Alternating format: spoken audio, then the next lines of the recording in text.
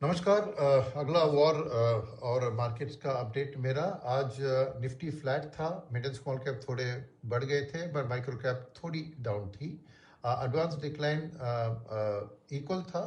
1500 stock ऊपर और 1400 के करीब नीचे, थोड़ा फेवर ऑफ एडवांसेस में था। आज एफआईएस ने 1200 करोड़ बिकवाली करी और डीआईएस ने भरपूर 4000 करोड़ के करीब खरीदारी करी। तो ये पैटर्न रफली सिमिलर कल के पैटर्न की तरह ही दिख रहा है। और जियोपॉलिटिक्स में देखें तो तेल से हम ड्रॉ कर सकते हैं कि क्या हुआ जियोपॉलिटिक्स में। थोड़ा ईरान ने कहा कि हमने कुछ गठबंधन की ओर बढ़ रहे हैं, मगर ट्रंप की साइड से आया कि ऐसा कुछ नहीं है। तो ये बातें ऐसी, इसके ऊपर ज़्यादा ध्यान नहीं देना है। मैं कहूँगा कि अगर जियोपॉलिटिक्स को समझना है तो तेल का दाम का ट्रेंड देख लीजिए। तो आज तेल का दाम 94 से 99 के बीच में और एंड में सेटल हुआ अराउंड 95 के करीब, अभी भी उधर ही है।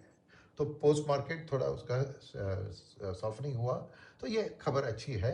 बिकॉज ऑयल मार्केट तुरंत रिएक्ट करता है अगर जियोपॉलिटिक्स में कोई खराब डेवलपमेंट दिख रहा है। क्या अच्छी डेवलपमेंट तो बहुत स्ट्रांगली रिएक्ट भी होता है।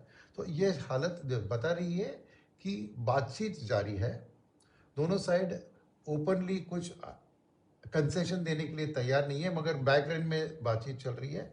और इतने जल्द से, क्योंकि ये टफ सिचुएशन है, हॉर्मुज की सिचुएशन भी और न्यूक्लियर एनरिचमेंट सिचुएशन थोड़े टफ है, हार्ड स्टांस है। तो कोशिश जारी है, मगर इतने जल्दी उसका सॉल्यूशन मैं नहीं देखता हूँ। तो ज़रूर हम कह सकते हैं कि हम एंड के नज़दीक है, हो जाएगा।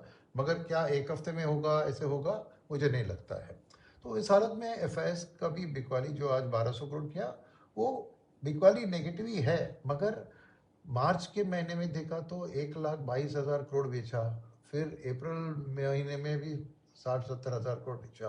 पर इस महीने मई में खाली 26,000 करोड़ बिकवाली हुई है। और अभी क्या एक और दो दिन बाकी है, तो समझिए 30,000 करोड़। तो मार्च से अप्रैल आधा हुआ, अप्रैल से मई आधा हुआ। तो क्लियरली उनकी बिकवाली कम हो रही है। यानी उनके पास जो करेक्शन ऑलरेडी हो चुका है इंडियन मार्केट्स में, खास करके लार्ज कैप्स के क्षेत्र में, उनको लग रहा है कि जो बैड न्यूज़ है वो दाम में आ गया है।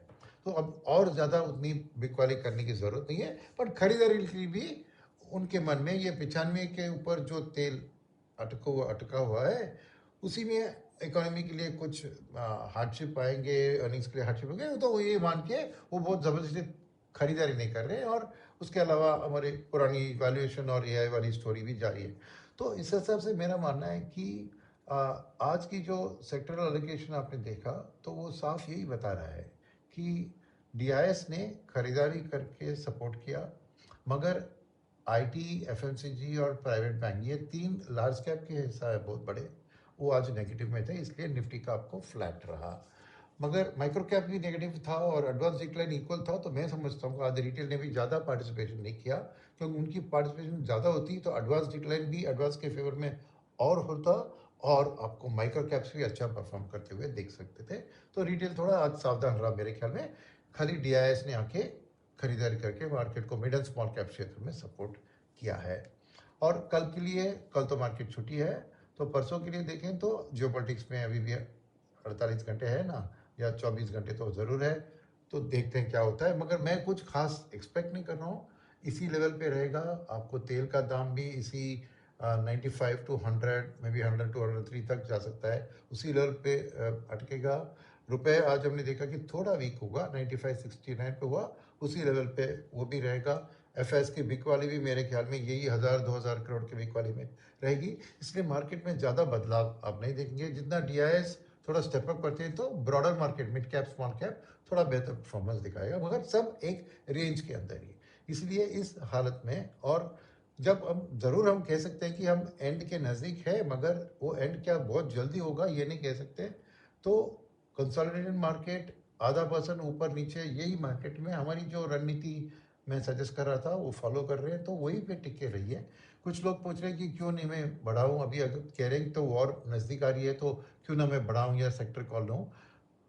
मैं कहूँगा कि अभी भी लमसम डालने की वक्त नहीं आई है, और अभी भी सेक्टर कॉल लेने की वक्त सीधा नहीं आई है। तो इसीलिए मेरा कहना है कि अगर आपको बढ़ाना चाहे, मैं 1% पर डे की बात कर रहा था, तो 1.25% या 1.5% तक बढ़ा सकते हैं बस। उससे ज़्यादा मत कमिट कीजिए, रह दीजिए, ऐसे रहने दीजिए। कॉन्फिडेंस है कि मार्केट में ज़्यादा करेक्शन नहीं आएगा इससे मुझे, वो क्योंकि DIS के पास पैसा है और खरीदारी कर रहे हैं।